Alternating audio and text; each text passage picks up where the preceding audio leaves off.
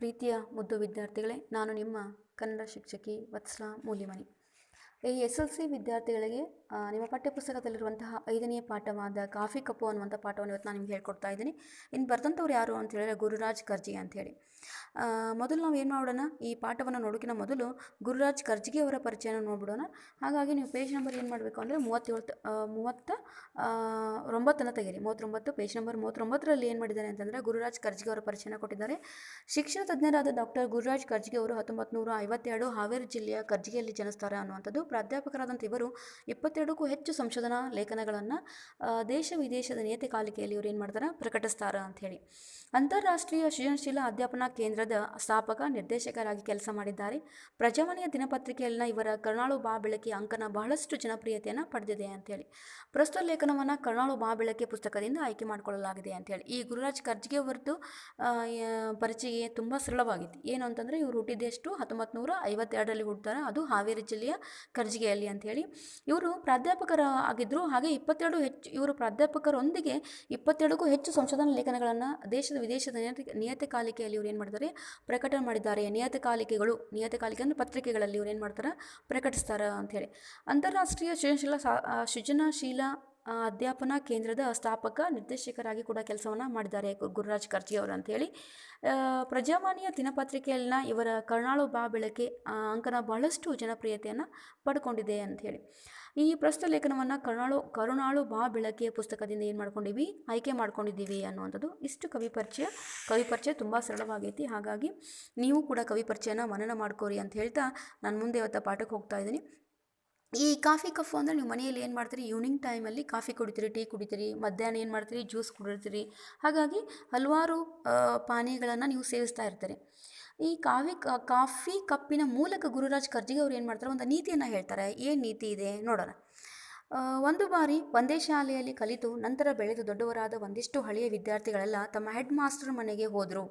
ಅವರು ನಿವೃತ್ತಿಯಾಗಿ ಎಷ್ಟೋ ವರ್ಷಗಳಾಗಿವೆ. ಈ ಎಲ್ಲ ಹಳೆಯ ವಿದ್ಯಾರ್ಥಿಗಳನ್ನು ಕಂಡು ಅವರಿಗೆ ತುಂಬ ಸಂತೋಷ. ನಿಜವಾದ ಶಿಕ್ಷಕರಿಗೆ ಸ್ವಂತ ಮಕ್ಕಳಿಗಿಂತ ವಿದ್ಯಾರ್ಥಿಗಳು ಹೆಚ್ಚು ಜನಪ್ರಿಯರಾಗ್ತಾರೆ.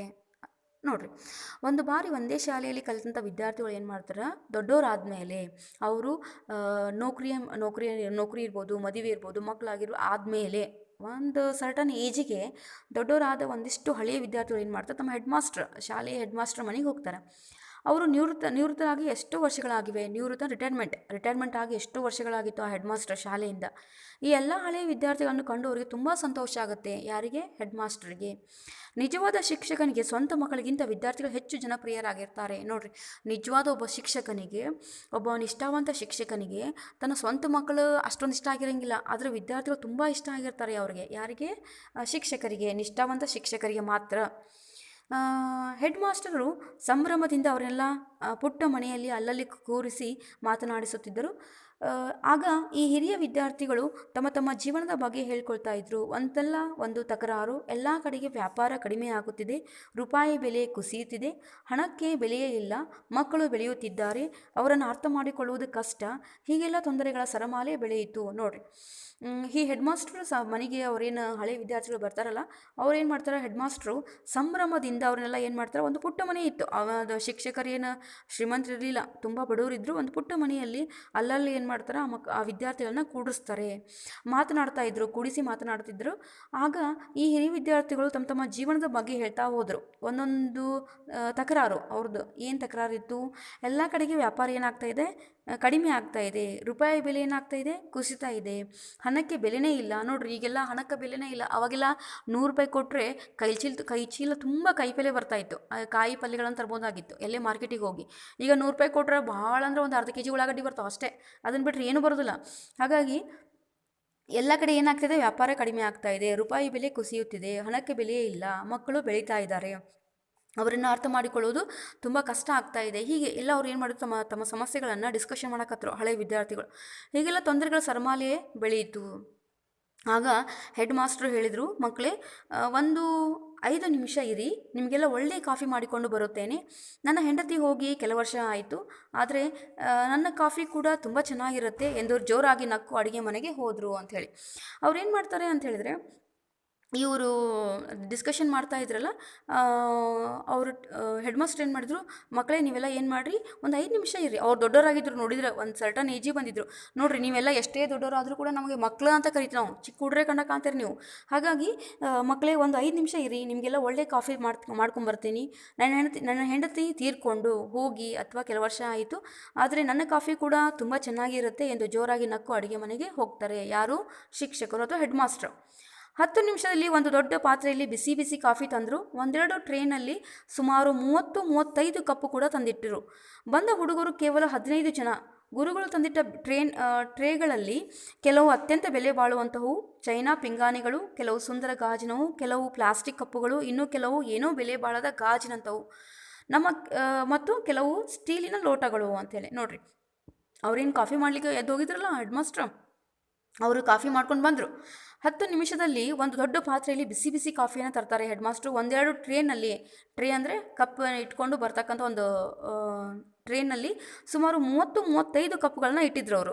ಬಂದ ಹುಡುಗರು ಕೇವಲ 15, ಆದರೆ ಇವರಿಟ್ಟಂಥ ಕಪ್ಪುಗಳೆಷ್ಟು? 30-35. ಗುರುಗಳು ತಂದಿಟ್ಟ 2 ಪಟ್ಟು ಜಾಸ್ತಿಯಾಗಿತ್ತು.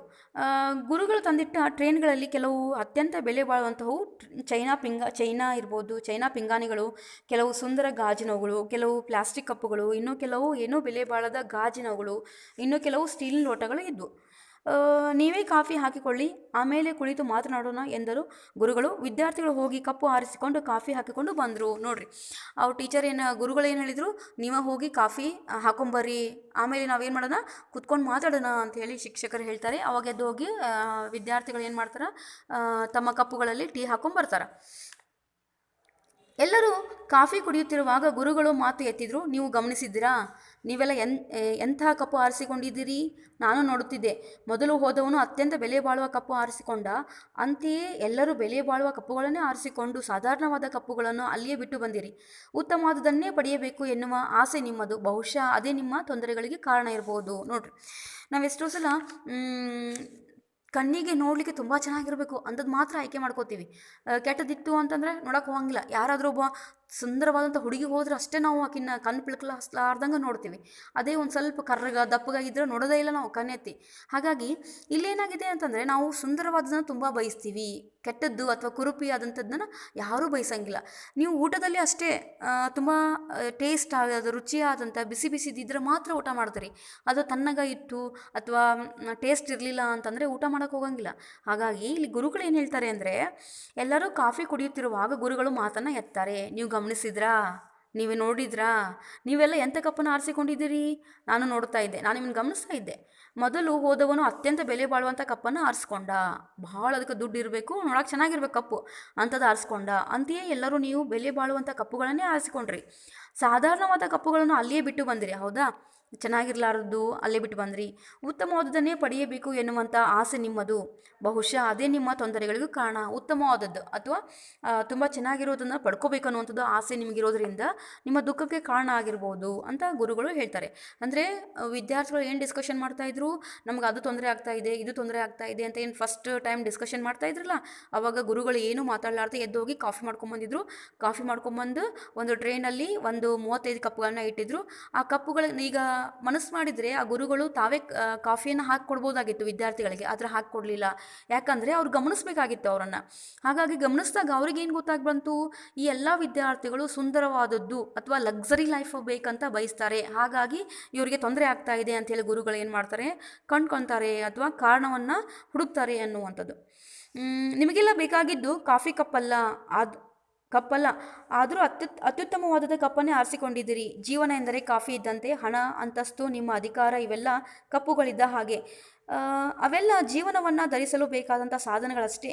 ನೀವು ಹಿಡಿದುಕೊಂಡ ಕಪ್ಪು ಕಾಫಿಯ ರುಚಿಯನ್ನು ಬದಲಿಸಲಾರದು. ದುರ್ದೈವವೆಂದರೆ ನಾವು ಕಾಫಿಗಿಂತ ಕಪ್ಪಿಗೆ ಹೆಚ್ಚು ಮಹತ್ವ ಕೊಡುತ್ತೇವೆ. ಮತ್ತೊಬ್ಬರ ಕಪ್ಪನ್ನು ನೋಡಿ ಅಸೂಯೆ ಪಡುತ್ತೇವೆ. ನಿಮಗೆಲ್ಲ ಬೇಕಾಗಿದ್ದು ಕಾಫಿ ಕಪ್ಪಲ್ಲ. ನಿಮಗೆಲ್ಲ ಬೇಕಾಗಿದ್ದೇನು ಕಾಫಿ. ನೀನೇನು ಬಿಸಿ ಬಿಸಿ ಕಾಫಿ ಕುಡಿಬೇಕು, ಕಪ್ಪಲ್ಲ. ಕಪ್ ಹೆಂಗಾರೆ ಹಾಕಿರೋವಲ್ದಕ್ಕೆ ಅದು ಸ್ಟೀಲ್ ಇರಲಿ, ಪ್ಲಾಸ್ಟಿಕ್ ಇರಲಿ, ಪಿಂಗಾಣಿ ಇರಲಿ, ಬೇಕಾದಿರಲಿ ಅದು ಕಪ್. ನಿಮಗೆ ಬೇಕಾದದ್ದು ಏನು ಕಾಫಿ ಮಾತ್ರ, ಕಪ್ ಅಲ್ಲ. ಆದರೂ ಅತ್ಯುತ್ತಮವಾದ ಕಪ್ಪನ್ನು ನೀವೇನು ಮಾಡ್ಕೊಂಡ್ರಿ, ಆರಿಸ್ಕೊಂಡ್ರಿ. ಜೀವನ ಅಂದರೆ ಕಾಫಿ ಇದ್ದಂತೆ, ಜೀವನ ಅಂದರೆ ಕಾಫಿ ಇದ್ದಂತೆ. ಹಣ, ಅಂತಸ್ತು, ನಿಮ್ಮ ಅಧಿಕಾರ ಇವೆಲ್ಲ ಕಪ್ಪುಗಳಿದ್ದ ಹಾಗೆ. ಜೀವನ, ನಾವೇನು ಜೀವನ ಸಾಗಿಸ್ತಾ ಇರ್ತೀವಲ್ಲ, ಅದೊಂಥರ ಕಾಫಿ ಇದ್ದಂಗೆ. ಈ ಹಣ ಇರ್ಬೋದು, ಅಂತಸ್ತು ಇರ್ಬೋದು, ಅಧಿಕಾರ ಇರ್ಬೋದು, ಇವೆಲ್ಲ ಕಪ್ಪುಗಳಿದ್ದ ಹಾಗೆ. ಅವೆಲ್ಲ ಜೀವನವನ್ನು ಧರಿಸಲು ಬೇಕಾದ ಸಾಧನಗಳಷ್ಟೇ. ನೀವು ಹಿಡಿದುಕೊಂಡ ಕಪ್ಪು ಕಾಫಿಯ ರುಚಿಯನ್ನು ಬದಲಿಸಲಾರದು. ನೀವು ಎಂಥ ಕಪ್ನಾಗಾರ ಕಾಫಿ ಕುಡೀರಿ, ಅದ್ರ ಕಾಫಿ ರುಚಿ ಏನಾರು ಬದಲಾಗುತ್ತಾನ? ಇಲ್ಲ.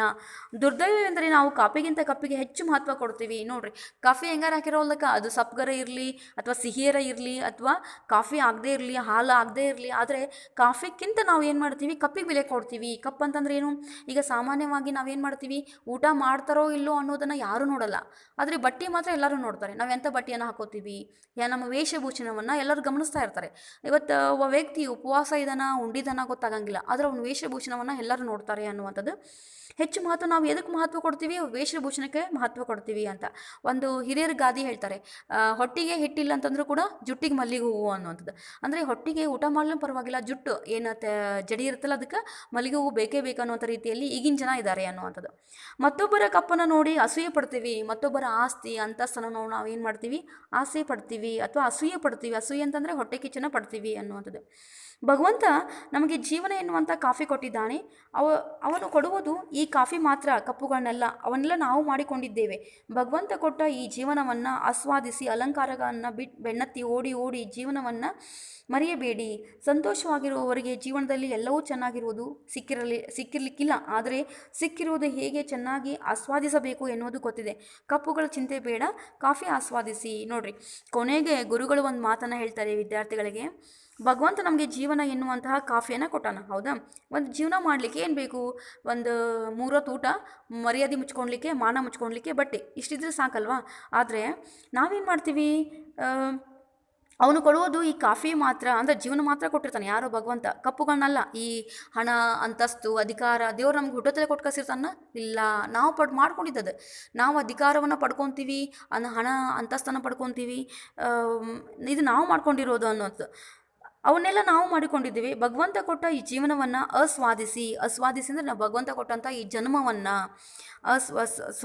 ಆಸ್ವಾದಿಸು ಅಂದರೆ ಚೆನ್ನಾಗಿ ಮಾಡ್ಕೋರಿ, ಸ್ವೀಕಾರ ಮಾಡ್ಕೋರಿ. ಅಲಂಕಾರಗಳನ್ನ ಬೆನ್ನತ್ತಿ ಓಡಿ ಓಡಿ ಜೀವನವನ್ನು ಮರೆಯಬೇಡಿ. ನಾವು ಅಲಂಕಾರ ಮನೆ 3 ಫ್ಲೋರ್ ಇರಬೇಕು, 4 ಫ್ಲೋರ್ ಇರಬೇಕು, ಚೆನ್ನಾಗಿರಬೇಕು, ನಾವು ಚೆನ್ನಾಗಿರಬೇಕು, ಕಾರ್ ಇರಬೇಕು, ಬಂಗ್ಲೆ ಇರಬೇಕು, ಅಥವಾ ಈ ವಜ್ರ ವೈಡೂರ್ಯ ಎಲ್ಲ ಇರಬೇಕು ನಮ್ಮ ಮನೆಯಲ್ಲಿ ಅನ್ನುವಂಥದ್ದನ್ನು ಬಿಟ್ಟುಬಿಡ್ರಿ ಅಂತ ಹೇಳಲಿಕ್ಕತ್ತಾರೆ ಇವರು.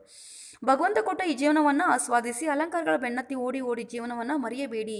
ಸಂತೋಷವಾಗಿರುವವರಿಗೆ ಜೀವನದಲ್ಲಿ ಎಲ್ಲವೂ ಚೆನ್ನಾಗಿರುವುದು ಸಿಕ್ಕಿರಲಿಕ್ಕಿಲ್ಲ. ನೋಡಿರಿ, ನಾವು ಸಂತೋಷವಾಗಿ ಖುಷಿಯಾಗಿದ್ದೀನಿ ಅಂತಂದ್ರೆ ನನಗೆ ಜೀವನಕ್ಕೆ ಬೇಕಾಗಿದ್ದು ಸಿಕ್ಕಿರಲಿಕ್ಕಿಲ್ಲ, ಆದರೆ ಸಿಕ್ಕಿರೋದನ್ನು ಹೇಗೆ ಚೆನ್ನಾಗಿ ಆಸ್ವಾದಿಸಬೇಕು ಎನ್ನುವುದು ಗೊತ್ತಿದೆ. ನನಗೇನಾಗಿದೆ ಗೊತ್ತಿದೆ, ಜೀವನ ನಾವು ಕೊಟ್ಟಂಥ ದೇವರು ಕೊಟ್ಟಂಥ ಜೀವನವನ್ನು ಹೆಂಗೆ ಸ್ವೀಕಾರ ಮಾಡಬೇಕು ಅನ್ನೋದು ನನಗೆ ಗೊತ್ತಿದೆ. ಕಪ್ಪುಗಳ ಜೊತೆ ಕಪ್ಪುಗಳ ಚಿಂತೆ ಬೇಡ, ಕಾಫಿ ಆಸ್ವಾದಿಸಿ. ನೀವು ಕಪ್ಪುಗಳು ಈ ಹಣ, ಅಂತಸ್ತು, ವಜ್ರ ವೈಡೂರ್ಯ ಇಂಥವೆಲ್ಲ ಬಿಟ್ಟುಬಿಡ್ರಿ. ಈ ನಿಮ್ಗೇನು ಜೀವನ ಕೊಟ್ಟಿದ್ರಲ್ಲ ದೇವರು, ಅದನ್ನು ಚೆನ್ನಾಗಿ ಸ್ವೀಕಾರ ಮಾಡಿರಿ ಅಥವಾ ಅದನ್ನು ಅನುಭವಿಸ್ರಿ. ನೀವು ಕೊಟ್ಟಂಥ ಜೀವನವನ್ನು ಅನುಭವಿಸ್ರಿ ಅಂಥೇಳಿ ಹೆಡ್ ಮಾಸ್ಟ್ರು ಏನು ಮಾಡ್ತಾರೆ, ವಿದ್ಯಾರ್ಥಿಗಳಿಗೆ ಬುದ್ಧಿಯನ್ನು ಹೇಳ್ತಾರೆ. ಇಷ್ಟು ಪಾಠ ತುಂಬ ಸರಳವಾಗಿದೆ. ಇದಕ್ಕೆ ಸಂಬಂಧಪಟ್ಟಂಥ ಪ್ರಶ್ನೆ ಉತ್ತರ ಕೂಡ ತುಂಬ ಸರಳವಾಗಿದೆ ವಿದ್ಯಾರ್ಥಿಗಳೇ. ಆದರೂ ಕೂಡ ನೀವು ಏನು ಮಾಡಿರಿ ಅಂತ ಹೇಳಿದರೆ ಒಂದ್ಸಲ ಪಾಠವನ್ನು ಸರಿಯಾಗಿ ಓದ್ಕೊಂಡು ಇದಕ್ಕೆ ಸಂಬಂಧಪಟ್ಟಂಥ ಪ್ರಶ್ನೆ ಉತ್ತರಗಳನ್ನು ನಿಮ್ಮ ನೋಟ್ಸ್ನಲ್ಲಿ ಬರೀರಿ ಅಂತ ಹೇಳ್ತಾ ನಾನು ತರಗತಿಯನ್ನು ಇಲ್ಲಿ ಮುಗಿಸ್ತಾ ಇದ್ದೀನಿ. ಧನ್ಯವಾದಗಳು.